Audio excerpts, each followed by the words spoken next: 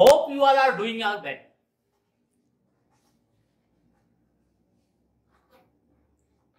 Today my lecture is based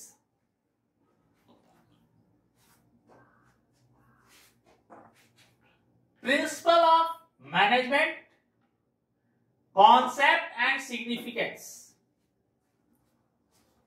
It is a very important chapter under BST. बात हम किस चीज की कर रहे हैं? हम बात कर रहे हैं प्रिंसिपल्स की। प्रिंसिपल कैसे अराइज होते हैं? प्रिंसिपल दो ही चीज से अराइज होते हैं। एक है derive from where, derive from observation and experiment. Each and every principle under the BST is derived from experiment and observations. Firstly, मैं ऑलवेज जब क्लास लेता हूं तो मैं बोलता हूं आप लोगों से कि आप अपना कॉपी और पेन जरूर लेकर रखिए।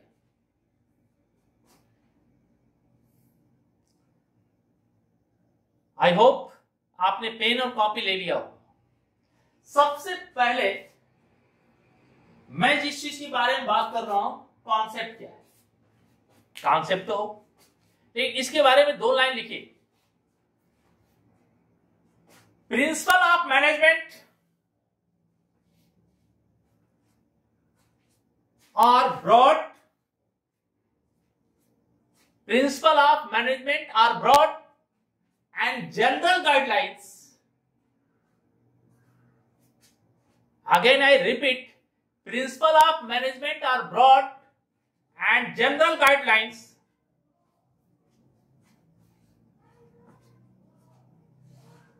for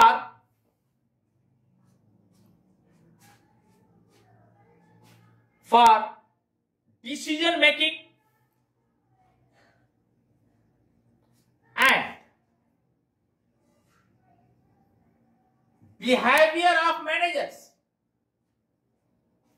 Again I repeat, principle of management are broad and general guidelines of decision making, of behavior of manager. Decision making and behavior of managers. ठीक है, दो चीज की चीज, तीन चीज इसने कहा है। प्रिंसिपल ऑफ मैनेजमेंट क्या है? प्रिंसिपल ऑफ मैनेजमेंट एक तो जनरल गाइडलाइंस है। किस चीज का? Decision making. किसके द्वारा डिसीजन मेकिंग? मैनेजर के द्वारा। और ये किस चीज को माइंड में रख कर लेता है? बिहेवियर। ये हमारा इस प्रिंसिपल्स ऑफ मैनेजमेंट का कॉन्सेप्ट है। प्रिंसिपल ऑफ मैनेजमेंट किस बात पर करता है? ये जनरल गाइडलाइंस है। किस चीज की general guideline? Decision making. Decision making किसके द्वारा decision making? By managers. Manager के द्वारा लिया गया डिसीजंस। किस तरह से? ऑर्गेनाइजेशंस और ऑर्गेनाइजेशन में जो लोग काम करते हैं उनके बिहेवियर पे तो पॉइंट्स में रखकर इस चीज का डिसीजन लेता है। इसी चीज की जनरल गाइडलाइंस बताता है प्रिंसिपल ऑफ मैनेजमेंट। ये इसका कॉन्सेप्ट है। सीधा सा लाइन समझिए कि principle of management is the general guidelines. किस चीज का जनरल गाइडलाइंस? डिसीजन टेकिंग और मेकिंग बाय मैनेजर्स। किस चीज को माइंड में रख ले? ऑर्गेनाइजेशंस के गोल को माइंड में रख के और ऑर्गेनाइजेशन में काम करने वाले जो लोग हैं उनके बिहेव को माइंड में रख के ये जनरल गाइडलाइंस प्रिस्क्राइब किया जाता है। जितने भी प्रिंसिपल हैं, कोई भी सिद्धांत, कोई भी प्रिंसिपल प्रिंसिपल के रूप में एप्लीकेबल होता है कब? जब उसे पर एक्सपेरिमेंट होता है, एक्सपेरिमेंट होते होते उस पर ऑब्जर्वेशन किया जाता है। ये जो डिसीजन हमने लिया है, ये जो टेक्निक है, ये जो चीज है, एक्सपेरिमेंट का रिजल्ट क्या आ रहा है, रिजल्ट के लिए ऑब्जर्व किया जाता है। किसी चीज को अप्लीकेबल करने के बाद, एक्सपेरिमेंट करने के बाद उस पर ऑब्जर्व किया जाता है। ऑब्जर्व करने के बाद दो ही चीज हो सकती हैं, या तो पॉजिटिव रिजल्ट आए या नेगेटिव रिजल्ट आए। अगर नेगेटिव आया तो उसे कजेस को ढूंढा जाता है कि ऐसी क्या रीजन था, क्या था जिससे हमने जो डिसीजन लिया, ये डिसीजन रिजल्ट ओरिएंटेड नहीं हुआ, यानी पॉजिटिव नहीं हुआ, और उसे कॉन्टिन्यूअस एब्जॉर्ब किया जाता है। न किसी केवल उसे कॉन्टिन्यूअस एब्जॉर्ब किया जाता है, बल्कि उसमें टाइम टू टाइम जहां रेमेडीज, जहां सुधार की जरूरत होती है, जहां उसे थोड़ी चेंज करने की जरूरत होती है, उसे चेंज भी किया जाता है। और चेंज करने के बाद उस एक्सपेरिमेंट को इस तरह से बनाया जाता है कि वह रिजल्ट ओरिएंटेड हो। तो प्रिंसिपल ऑफ मैनेजमेंट चैप्टर के कॉन्सेप्ट में जो भी प्रिंसिपल्स बनाए गए हैं, जो भी प्रिंसिपल हम आगे चलकर स्टडी करेंगे, किस लिए प्रिंसिपल बनाए गए हैं? ये ब्रॉड नॉलेज है। किस चीज के लिए? उन मैनेजर के लिए जो डिसीजन मेकिंग के टेक्निक्स में, डिसीजन मेकिंग के अथॉरिटी में, डिसीजन मेकिंग के पावर्स पे बैठे हुए हैं। और ये डिसीजन मेकिंग लेते हैं, कौन डिसीजन लेता है? मैनेजर्स, या टॉप लेवल का मैनेजमेंट डिसीजन लेता है। वो किस चीज को माइंड में रखकर लेता है? बिहेवियर। अब बिहेवियर की बात यहां कर रहे हैं तो बिहेवियर ह्यूमन से रिलेटेड है, ऑर्गेनाइजेशन में जो काम करने वाले लोग हैं। लेकिन यहां पर बिहेवियर का relation man, machine, material and money, सबका भी है। ऑर्गेनाइजेशन के साथ कैसे चलता है, मेनली मैन के साथ है, लेकिन इनका भी रोल है जो ऑर्गेनाइजेशन के गोल को अचीव करने में अपना कंट्रीब्यूशन देते हैं। और इन सब चीज का क्या रेशियो होना चाहिए, कैसे इनकी मिक्सिंग हो, ताकि हम रिजल्ट जो है वो हमारे गोल ओरिएंटेड रिजल्ट हो, हमारे फेवरेट में रिजल्ट हो। इसलिए ये जितने भी प्रिंसिपल डिराइव हुए हैं वो थ्रू ऑब्जर्वेशन एंड एक्सपेरिमेंट के थ्रू है। ऑब्जर्वेशन भी डीप होना चाहिए, बहुत अंदर तक जाकर ऑब्जर्व किया जाता है कि ये कैसे हो रहा है। और एक एक्सपेरिमेंट अगर फेल हो गया तो मैंने बताया कजेस को ढूंढिए, फिर उस पर सुधार करके उसमें रिपीटेड एक्सपेरिमेंट कीजिए, उसमें चेंज करते जाइए, एक्सपेरिमेंट करते जाइए, और जब वो रिजल्ट ओरिएंट हो जाए ऑब्जर्व भी करते जाइए। जब रिजल्ट ओरिएंटेड हो जाएगा तो वो किसमें कन्वर्ट हो जाएगा? वो कन्वर्ट हो जाएगा प्रिंसिपल। क्लियर? ये यहां तक बात समझ में आ गई? अब आइए, ये प्रिंसिपल ऑफ मैनेजमेंट का नेचर क्या है? भाई, अगर हमने ऑब्जर्व कर लिया, एक्सपेरिमेंट कर लिया, तो यूनिवर्सल एप्लीकेबल है, कहीं भी इसको एप्लीकेबल कर सकते हैं, कहीं भी एप्लीकेबल कर सकते हैं। Each and every type of organization में एप्लीकेबल कर सकते हैं। उसका नेचर और साइज कैसा है इस बात पर डिपेंड नहीं करता है। ऑर्गेनाइजेशंस में जो उसका नेचर और साइज होता है, जो ऑर्गेनाइजेशंस की अपनी इंटरनल जो क्वालिटी होती है, उस इंटरनल क्वालिटी के अकॉर्डिंग अलग अलग टाइप के प्रिंसिपल बने हुए हैं। और कौन सा प्रिंसिपल हमारे यहाँ एप्लीकेबल होगा इस बात पर डिपेंड करता है कि आपकी ऑर्गेनाइजेशन का नेचर और साइज क्या है, और इस तरह के ऑर्गेनाइजेशन में कौन सा प्रिंसिपल एप्लीकेबल होगा। और वो जो प्रिंसिपल एप्लीकेबल होगा यूनिवर्सल होगा, सार्वभौमिक है, हर तरह से वो आपके ऑर्गेनाइजेशन में एप्लीकेबल हो सकता है। बशर्ते ये जरूर ध्यान रखें कि नेचर और साइज आपके ऑर्गेनाइजेशन का जो है वो उसके अकॉर्डिंग हम किस तरह के प्रिंसिपल को अपने ऑर्गेनाइजेशन में अडॉप्ट कर सकते हैं। दूसरा चीज, ये जनरल गाइडलाइंस है, यानी ये एक सामान्य सिद्धांत है। इस सामान्य सिद्धांत में सबके लिए जनरल है, लेकिन आपके ऑर्गेनाइजेशन के नेचर, फिर मैं बोल रहा हूं, आपके ऑर्गेनाइजेशन का जो साइज है, उसका जो नेचर है, आप सिटीज में हैं कि विलेज में हैं, आप बड़े ऑर्गेनाइजेशन हैं कि छोटे ऑर्गेनाइजेशन में, वो के ऊपर बेस करता है कि इस गाइडलाइंस को आप ऑर्गेनाइजेशन में किस तरह से एप्लीकेबल करें। Form by practice and experiment, ये जो है जितने भी प्रिंसिपल बने हैं ये आपके ऑर्गेनाइजेशन में आप भी, यानी मैनेजर जो टॉप लेवल का मैनेजर है, वो तमाम तरह की पॉलिसीज और प्लानिंग को अपने यहां एप्लीकेबल कर सकता है, उसको एप्लीकेबल करके उसके रिजल्ट को देख सकता है, रिजल्ट ओरिएंटेड हो सकता है, उस पर अलग अलग प्रैक्टिस करके अपने ऑर्गेनाइजेशन के साइज और उसके जो अपनी कैपेबिलिटी है उसके ऊपर एक्सपेरिमेंट करके इसको फॉर्म कर सकता है और प्रिंसिपल्स को एप्लीकेबल करके अपने ऑर्गेनाइजेशन के लिए रिजल्ट ओरिएंटेड बना सकता है या रिजल्ट ओरिएंटेड क्रिएट भी कर सकता है। नेक्स्ट पॉइंट है फ्लेक्सिबिलिटी। मैंने बताया क्रिएट भी कर सकता है।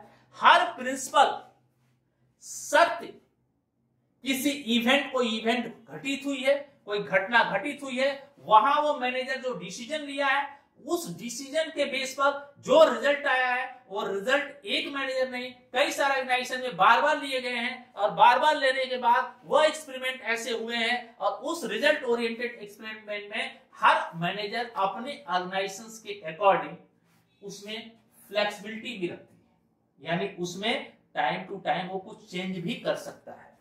ये रिजिड नहीं है, मैंने पहले ही बता दिया, ये सॉफ्ट है, ये प्योर साइंस नहीं है कि यही होगा तो यही होगा, रिजिड नहीं है, ये सॉफ्ट कॉर्नर लिए हुए अप्लाइड साइंस है, इसलिए इसमें फ्लेक्सिबिलिटी अपने ऑर्गेनाइजेशन के नेचर और साइज के अनुसार आप कर सकते हैं। मेनली बिहेवियर,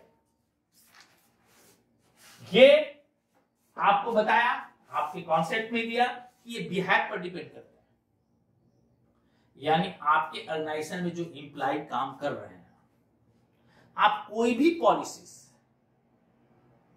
कोई भी प्लानिंग करें तो उनके ध्यान को माइंड में रखकर जरूर करें ताकि वो अपने वर्क को स्पीड कर सके, स्पेशलिस्ट हो सके। इसमें कई सारी चीजें हैं, जैसे आप इसको क्या नाम है, आप इनको ग्रुप में डिवाइड कर सकते हैं, सिंगल मैन को डिवाइड कर सकते हैं, डिसीजन मेकिंग सेंट्रलाइज कर सकते हैं, डिसीजन मेकिंग डिसेंट्रलाइज कर सकते हैं। ये सारी चीजें आपके ऑर्गेनाइजेशन में जो एम्प्लॉय वर्क कर रहे हैं, जो कर रहे हैं, उनका आपकी प्लानिंग और पॉलिसी जो ऑर्गेनाइजेशन पे एप्लीकेबल होगी वह किस तरह से होगी, कैसे होगी, उनको ध्यान में रखकर बनाना चाहिए ताकि वो अच्छे ढंग से अपने वर्क को परफॉर्मेंस कर सके। और आप जो आप प्रिंसिपल एप्लीकेबल कर रहे हैं उसके रिलेशंस को किस चीज से, आउटपुट से, जो उस प्लानिंग का, उस पॉलिसी जो एप्लीकेबल कर रहे हैं प्रिंसिपल ऑफ मैनेजमेंट का, उसका रिलेशंस, कॉजेस और इफेक्ट, यानी आउटपुट जो आप चाहते हैं उससे उनका रिलेशन पुट करके देखें कि वो आपके जो डिसीजन लिए हैं, जिस चीज को एप्लीकेबल कर रहे हैं, जिस प्रिंसिपल को एप्लीकेबल कर रहे हैं, वो इफेक्टिव है कि नहीं। अगर इफेक्टिव है, सही है, इसको आप एप्लीकेबल कीजिए। नहीं इफेक्टिव हो रहा है तो उस रीजन को खोजिए, उस कॉजेस को खोजिए जिसके कारण ये इफेक्टिव नहीं हो रहा है, क्योंकि इफेक्टिव होना बहुत जरूरी है। अगर आपकी प्लानिंग, पॉलिसीज, मैनेजर का डिसीजन किसी भी ऑर्गेनाइजेशन में इफेक्टिव नहीं होगा तो कभी भी वो ऑर्गेनाइजेशन अपने गोल को अचीव नहीं कर सकता। क्लियर? कॉन्टिजेंट, देखो ये अनिश्चित है, कभी इसमें निश्चितता आ ही नहीं सकती, क्योंकि social environment, political environment, financial environment, बहुत सारे ऐसे इन्वायरमेंट होते हैं जो कि आपके डिसीजन को इफेक्टिव करते हैं। तो मैनेजर्स के जो भी डिसीजन होते हैं, क्योंकि ये रिजल्ट तुरंत तो मिलता नहीं, आप कंटिन्यूअस प्रोसेस में इस डिसीजन को, जो भी आप प्रिंसिपल एप्लीकेबल किए हुए हैं, उस प्रिंसिपल का रिजल्ट बाद में मिलता है। इसलिए वही रिजल्ट मिले, वही चीज मिले, इसमें बहुत सारी चीजें, बहुत सारी एक्टिविटीज, बहुत सारे एनवायरमेंटल चीजें शामिल होती हैं। तो वैसी तरह डिसीजन आए ये निश्चित नहीं है, लेकिन अगर सही ढंग से जाएगा तो आपके लिए फेवरेबल ही होगा। बस कंडीशन ये है कि आप कंटिन्यूअस इसको ऑब्जर्व करते जाए। इसलिए ये कहा गया है कि ऑल प्रिंसिपल इज कॉन्टिजेंट, ये फिक्स नहीं है, ये अनिश्चित है, और जब तक इन्हें सही ढंग से एप्लीकेबल न किया जाए और कंटिन्यूअस प्रोसेस में न लिया जाए और सबका उससे मैचिंग न किया जाए, तब तक ये अनिश्चितता के द्योतक बने रहते हैं। Any doubt? एक बार आप इसको स्टडी करिएगा बुक से, ये सारे पॉइंट अपने आप आपको क्लियर हो जाए। ये क्लास केवल आपको कॉन्सेप्ट देने के लिए, आपके माइंड में क्या चीज पढ़ रहे हैं, क्या चीज है, किस चीज के बारे में हम इसको ऑब्जर्व कर, किस चीज के बारे में हम स्टडी कर रहे हैं, इसकी मीनिंग क्या है, कॉन्सेप्ट क्या है। अगर इस चीज को आपने माइंड में रख लिया तो बाकी सारे पॉइंट्स अपने आप क्लियर हो जाएंगे। इसमें प्रॉब्लम कहां है? अब इसका इंपॉर्टेंस क्या है? Provide useful insight of to managers. ये मैनेजर को साइड से बहुत सारे इंफॉर्मेशन देता है, प्रोवाइड करता है, ताकि वो राइट टाइम पर राइट डिसीजन ले सके। Optimum utilization of resources, manager की जो सबसे बड़ी क्वालिटी है और जहां उसे डिसीजन लेने के लिए अपने नॉलेज को, अपने अवेलेबल रिसोर्सेज को, अपने क्वालिटी की जहां सबसे ज्यादा नीड होती है, वो पॉइंट है ऑप्टिमम यूटिलाइजेशन। हमारे पास ऑर्गेनाइजेशन में जो भी रिसोर्सेज हैं, उस रिसोर्सेज का हम कैसे यूटिलाइजेशन करें,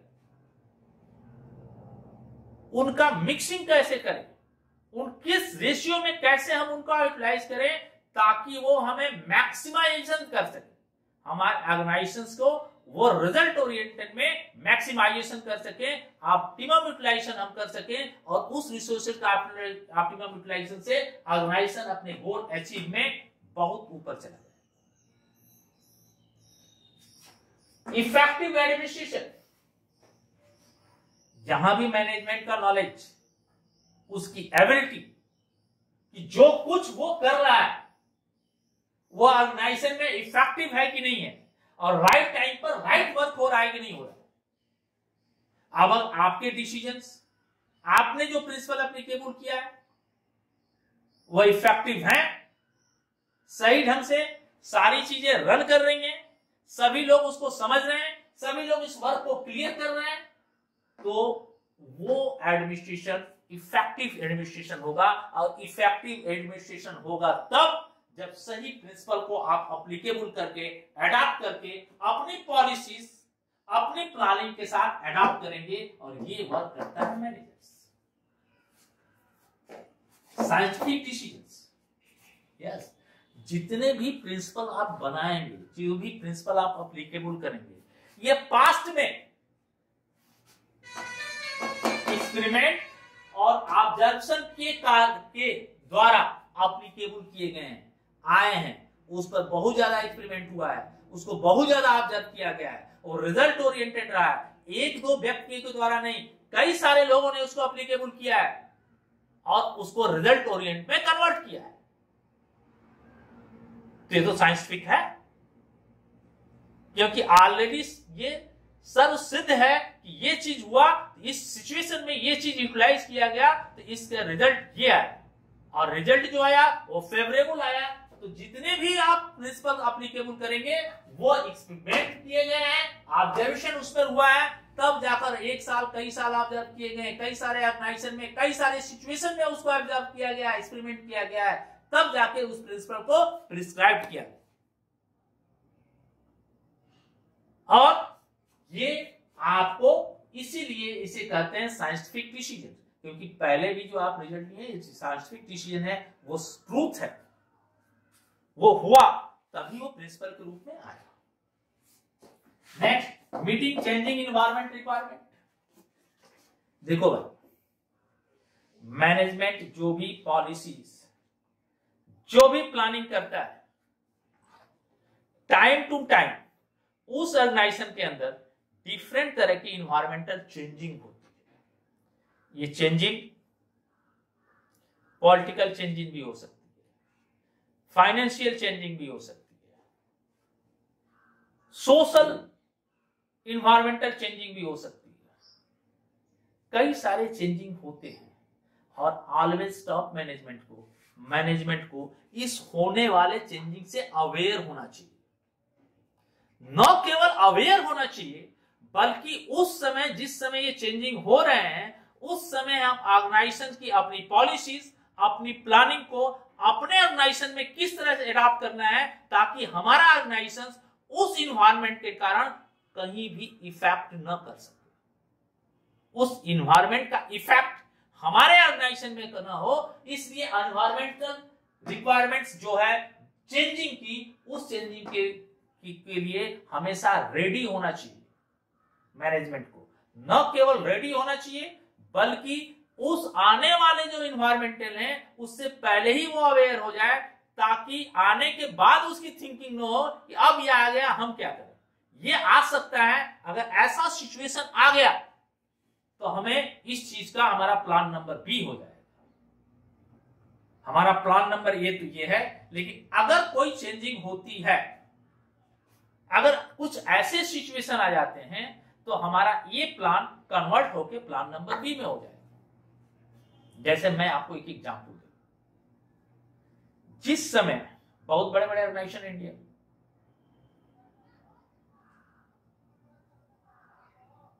लास्ट ईयर उन्होंने प्लान किया होगा कि अगले साल के 3rd या फर्स्ट क्वार्टर में हमारा सेल का, प्रोडक्शन का, सर्विस का, प्रॉफिट का ये टारगेट है। इस टारगेट के अंदर उन्होंने पहले ही प्लानिंग कर लिया होगा, पॉलिसी कर लिया होगा, इस टारगेट को हमें अगले 3 मंथ में अचीव करना है। उस समय जिस समय उन्होंने प्लानिंग की होगी, पॉलिसी बनाई होगी, उस समय कोरोना वायरस नहीं था, और ना ही उन्होंने सोचा होगा कि कोरोना वायरस से 3 महीने 2 महीने हमारा देश लॉकडाउन हो जाएगा। न केवल हमारी कंट्री, वर्ल्ड इस समय लॉकडाउन की सिचुएशन में चल रही है। तो आज ये इन्वायरमेंटल चेंजिंग है। ये इन्वायरमेंटल चेंजिंग के कारण उन्होंने तुरंत प्लान नंबर बी तैयार कर लिया कि ये टारगेट तो हम अचीव नहीं कर, अब हम किस प्लान पर चले। ये प्लान उसी समय होगा कि अगर कोई चीज, कोई इफेक्ट आता है, कोई इन्वायरमेंटल प्रॉब्लम आती है, तो तब हमारा प्लान ये है। ये कैजुअल हो गया, इसलिए इस प्लानिंग में और ज्यादा चेंजिंग की आवश्यकता है, और इसके लिए वो मीटिंग लेते हैं। इस चेंजिंग इन्वायरमेंट से अपने ऑर्गेनाइजेशंस के वर्कर्स को, इंप्लॉइज को, चाहे वो किसी मिडिल लेवल का हो, टॉप लेवल का हो या लोअर लेवल का हो, उनसे टच करते हैं और फिर डिसीजन लेकर जो नई प्लान है, जो इन्वायरमेंटल चेंजिंग के कारण अपने टारगेट को अचीव करके जो उन्होंने प्लान बी तैयार किया है, उसकी पॉलिसीज, उसके डिसीजंस और उसकी प्लानिंग वो उनसे शेयर करते हैं। शेयर करने के साथ वो अब उस चीज को अचीव करने के लिए रेडी होते हैं। तो ये meeting changing environment requirement, fulfil social responsibility. Sir, अगर आप इसी समाज से आते हैं, इसी समाज से आप अपने बिजनेस को डेवलप करते हैं, इसी समाज के लोगों के द्वारा अपने को स्टैंड करते हैं, तो आपकी रिस्पॉन्सिबिलिटी है कि आप उस समाज को भी कुछ दें। और सोशल रिस्पॉन्सिबिलिटी ये एक बिजनेसमैन की, चाहे वो छोटा बिजनेसमैन हो चाहे बड़ा बिजनेसमैन हो, उसे फुलफिल करना बहुत जरूरी है। तब अपने समाज में, उस सोसाइटी में, उस कंट्री में, उस कंट्री के सिटीजन्स के नॉलेज में आपके ऑर्गेनाइजेशंस की जो रेपुटेशन जाएगी वो अच्छी जाएगी, और लॉन्ग टर्म तक जिस सोसाइटी में, जिस कंट्री में जहां आपको बिजनेस डेवलप करना है, आपकी रेपुटेशन उस सोसाइटी में अच्छी होनी बहुत जरूरी है। तो किसी भी ऑर्गेनाइजेशन की सोशल रिस्पॉन्सिबिलिटी बहुत जरूरी है, और वो सोशल रिस्पॉन्सिबिलिटी इसकी इंपॉर्टेंस है प्रिंसिपल ऑफ मैनेजमेंट से, ताकि मैनेजमेंट या मैनेजर्स इस पॉइंट को भी माइंड में रखकर अपने डिसीजन को ले। Provide training and education. देखिए हर समय आज का हमारा टेक्निक्स ऐसा हो गया है कि हर समय नई नई टेक्निक्स, नई नई चीजें मार्केट में आ रही हैं, और नए इनोवेशन से अगर मैनेजर अपने आप को ऑलवेज टच में नहीं रखेगा तो क्या होगा, वो धीरे धीरे धीरे धीरे मार्केट से दूर होता जाएगा। और जब मार्केट से दूर होगा तो उसका ऑर्गेनाइजेशन क्लोज होने की सिचुएशन में आएगा, सरवाइव नहीं कर सकता, ग्रोथ नहीं कर सकता, क्योंकि प्रॉफिट अर्निंग की कैपेसिटी उसकी डिक्रीज होती चली जाती। तब ये जो चेंजिंग हो रहे हैं, जो भी चेंजिंग हो रहे हैं, अपने ऑर्गेनाइजेशन की स्पेशलिटी को बढ़ाने के लिए, अपने ऑर्गेनाइजेशन के स्किल लेवल को बढ़ाने के लिए उसे क्या करना चाहिए, उसे अपने यहां जो काम कर रहे हैं लोग, जितने लोग काम कर रहे हैं, उनको ऑलवेज जो है ट्रेनिंग देना चाहिए कि अब ये चेंजिंग हो रही है, अब हमको इस तरह से अडॉप्ट करना है, आप इस चीज को नॉलेज में ले लीजिए, आप इस चीज को कर लीजिए। और न केवल ट्रेनिंग, उन्हें एजुकेट भी करना है, जो टाइमली टू टाइमली हर ऑर्गेनाइजेशन अपने ऑर्गेनाइजेशन के अंदर अपने यहां जो इंप्लाई हैं उन्हें टाइम टू टाइम अच्छे ऑर्गेनाइजेशन इस तरह की फैसिलिटीज प्रोवाइड करते हैं। मैं आपको एक छोटा सा एग्जांपल देता हूं। 1993 के बाद हमारे यहां कंप्यूटर आया। जब कंप्यूटर आया तो उस समय बहुत सारे लोग कहे कि यार ये तो 100 लोगों का काम अकेले कंप्यूटर कर लेता है, एक मशीन कर लेती है, तो बहुत लोग बेरोजगार हो जाएंगे, ये हो जाएंगे, वो हो जाएंगे। मुझे याद है उस समय स्टेट बैंक जैसे एजुकेटेड एम्प्लॉइयों ने भी जो है 7 to 10 डेज स्टेट बैंक को बंद कर दिया था। सारे बैंकर्स इस तरह के इम्प्लाई, इस तरह की बहुत सारी चीजें हमारे मार्केट में, हमारे माइंड में उस समय रन कर रही थी कि ये हो जाएगा, इतने लोग बेरोजगार हो जाएंगे। उसका केवल एक, उसके कितने पॉजिटिव वे हैं वो चीज उनके माइंड में नहीं आती। उस समय जो ये चेंजिंग हुई, इस चेंजिंग को हर ऑर्गेनाइजेशन ने अपने इंप्लाई को बाहर नहीं किया।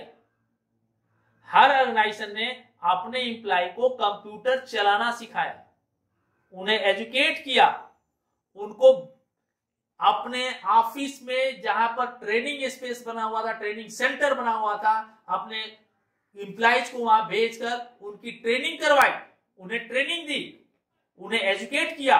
और एजुकेट करने के बाद आज उसी बैंकर से कर्मचारी स्मूथली कंप्यूटर पर वर्क कर रहे हैं और उस ऑर्गेनाइजेशन की जो रिजल्ट ओरिएंटेड परफॉर्मेंस में अपने वर्क को करके कंट्रीब्यूशन करते हैं और गोल ओरिएंटेड परफॉर्मेंस में कन्वर्ट कर रहे हैं। I think principle of management के सारे पॉइंट्स आपको क्लियर हो गए होंगे। अगर फिर भी किसी पॉइंट में कोई डाउट है, कोई प्रॉब्लम है, तो प्लीज कमेंट बॉक्स में हमें कमेंट जरूर करें और नेक्स्ट चैप्टर नेक्स्ट वीडियो में आपको मिलेगा। Thank you.